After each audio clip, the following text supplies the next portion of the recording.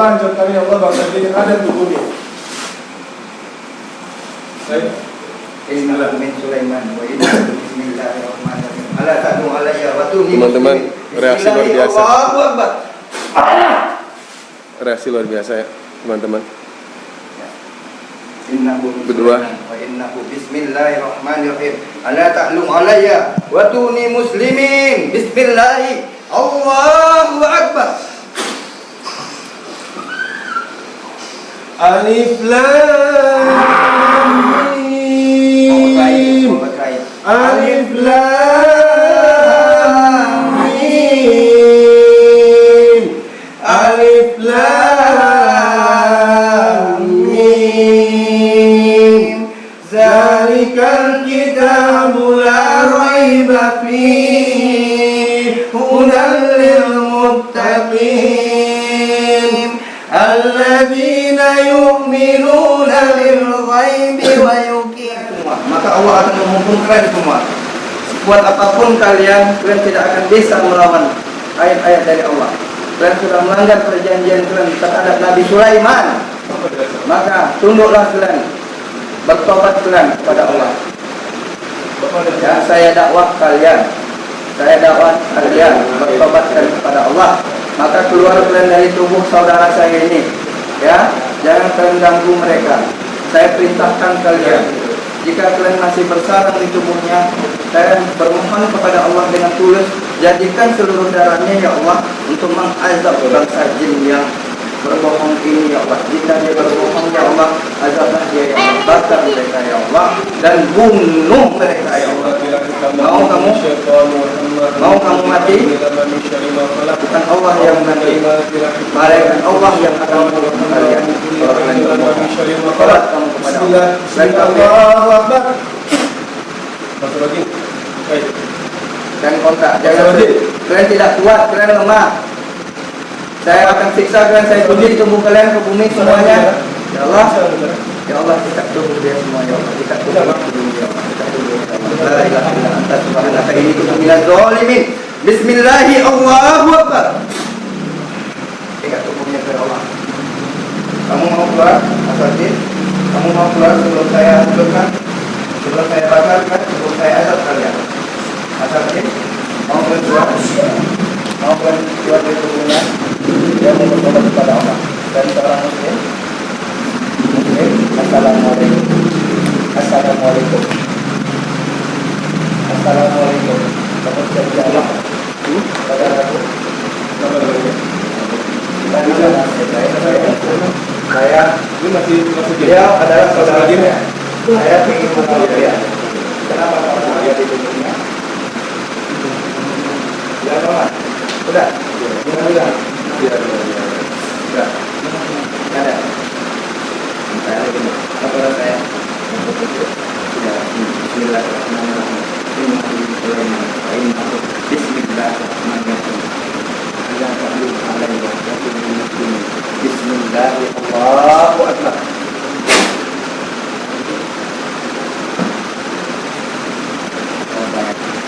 Kuat kali ini. Kuat kali ini. Mana dia? Mau kita hancurkan? Gimana? Gimana? baju. Kalau baju nggak ada santunan. Bukan baju. Apa dulu saya minyak? Kalau minyak nggak ada. Nggak ada. Ada intinya yang kita potong dari sana. Dari sana. Dia nggak mau keluar di sana. Dia dari dulu ke sini. Mau ke sini dia. Pulang. Sekarang kita yang ada. Kita paksa mau keluarkan dia. Mau keluar. Keluar ya. Wa iza batastum jabarin. Wa iza batastum jabarin. Wa iza batastum jabarin. Wa iza batastum jabarin. Wa iza batastum jabarin. Bismillahirrahmanirrahim. Walau tara iz yatawaffal ladzina kafaru malaikatu nadribu wujuhahum wa adbarahum wa zuqu azabal hariq. Walau tara إذ يتوفى الذين كفروا ملائكة نضربها وجوههم وأدبارهم وذوقوا عذاب الحريق ولو ترى إذ يتوفى الذين كفروا وملائكة نضربها وجوههم وأدبارهم وذوقوا عذاب الحريق ولو Seperti ruqyah. Ruqyah memang ada pertentangan tentang sepakat dan non sepakat. Tapi sebenarnya ruqyah itu kan Al-Quran. Kenapa sewaktu Al-Quran dibacakan tidak boleh? Maka di situ yang menjadi pertanyaan, bahwa sewaktu orang tidak boleh ruqyah itu dia dalilnya benar. Tapi ruqyah itu terbagi atas dua macam, yang ruqyah syar'i dan ruqyah syirkiyah. Syar'i kayak apa? Bacaannya jelas, tidak ada unsur tipu-tipu di dalamnya. Seperti waktu misalnya syar'i, seperti orang mengaji, Bismillahirrahmanirrahim, Alhamdulillahi Rabbil Alamin. Jadi jelas yang dibacakan. Tapi sedangkan yang syirkiyah itu lebih banyak ya perumpamaannya seperti sir, atau kebanyakan perumpamaan yang dipakai oleh para dukun atau orang pintar. Maka berhati-hati dalam melihat bentuk ruqyah yang timbul di masyarakat. Ya, jadi pilihlah ruqyah yang baik, maka akan mendapatkan manfaat yang baik. Masya Allah. Ya, insya Allah. Makanya kalau ada yang bertanya tentang boleh ruqyah atau tidak, sudah saya jawab. Tetap ruqyah boleh, tapi yang tidak boleh itu dimaksudkan dalam hadis Rasulullah, yaitu ruqyah syirkiyah. Jadi di sana sebutkan hanya ruqyah. Dalil tentang ruqyah itu banyak, yaitu salah satu, kalau memang tidak boleh ruqyah, kenapa Rasulullah pernah diruqyah oleh malaikat Jibril? Itu yang pertama. Kenapa waktu Aisyah disarankan oleh Rasulullah, ya Aisyah mintalah ruqyah kepadaku. Yang kedua, yang ketiga, sewaktu para sahabat yang pernah mendengarkan cerita tentang disengat kalajengking dan kepala desa tersebut diruqyah, ya diruqyah, dia sembuh dengan surah Al-Fatihah, itu dalil tentang ruqyah. Jika mau lihat kisahnya, lihat videonya ceramah Ustadz Somad tentang ruqyah, ya tentang ruqyah.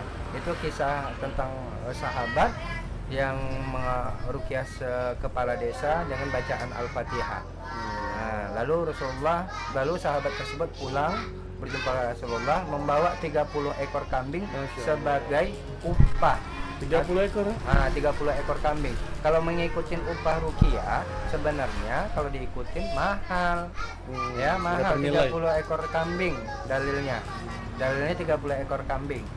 Jadi kalau kambing satu harganya 2,5 juta, berarti kalau 30 75 juta sekali ruqyah. Ya, jadi sewaktu zaman sekarang bukan nominal yang dilihat, tapi menolong umat. Nah, itu yang dilakukan oleh ARSI. ARSI apa? Asosiasi Ruqyah Syariah Seluruh Indonesia. Ya, salah satu mata air kami di bawah naungan ARSI. Dan saya juga seorang anggota tim di bawah naungan Ustadz Muhammad Zunaidi QHI yang biasa Ruqyah Teran 7. Pusatnya di mana? Yang siapa? Mata air. Mata air pusatnya di Medan. Oh, kalau ARSI itu? Kalau ARSI itu di Jakarta. Jakarta. Ya, Ustadz Muhammad Zunaidi. Beliau lah DPP-nya sekarang, Dewan Perwakilan Pusat. Beliau ketua DPP. Ya, jadi kalau untuk ruqyah sangat dianjurkan. Kalau misalnya takut untuk meminta, suruh orang meminta untuk bagi kawan-kawan yang pengen ruqyah. Begitu caranya. Agar terhindar nanti tidak masuk surga tanpa hisab, bahasa seperti itu. Titik amannya adalah suruh orang meminta ruqyah untuk kita. Tapi sekalipun dia minta ruqyah belum tentu juga dia masuk surga tanpa hisab. Nah, jadi kalau misalnya ada nih, saya dengar ceramah Ustaz Adi Dayat ya, kalau yang nonton itu bahwa beliau membilangkan jika tidak mau ruqyah, takut nanti hendak masuk surga tanpa hisab. Beliau mengatakan begini, kalau antum udah jaminannya surga, berarti ana bisa daftar ke sana. Begitu kata beliau. Sedangkan beliau tetap juga menyarankan ruqyah. Ya, seorang Ustaz Adi Dayat saya berkata seperti itu. Jadi intinya bagi kawan-kawan tentang perdebatan mana baik mana buruk, yang baik adalah, kalau saran kami adalah tetap bertanya kepada orang agar tidak rancu dalam memilih ruqyah. Ya, pilih ruqyah yang syar'i. Tanya sama ustadz ya. Ya, tanya seorang Yang ustaz syar'i. mana yang syar'i, mana yang tidak. Jadi tanya. Kalau bisa, kalau misalnya bingung, kalau ada di kota kawan-kawan, lihat nanti yang namanya asosiasi ruqyah itu ada nanti di bawah namanya mata air. Rata-rata di Sumatera dan Malaysia itu kami. Yang kedua QHI. Nah, QHI ini yang paling umum sampai ke Asia Tenggara. Datu Rehab Hati ini yang paling umum. Nah, ada juga yang lain.